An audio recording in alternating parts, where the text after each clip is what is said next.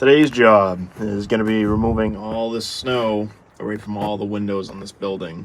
So as we get all the snow, this is something I do usually 2 or 3 times a year. This is at the hospital grounds, this is out back in one of the buildings. All the snow will fall off the roof, and of course it gets ready to burst into all these windows.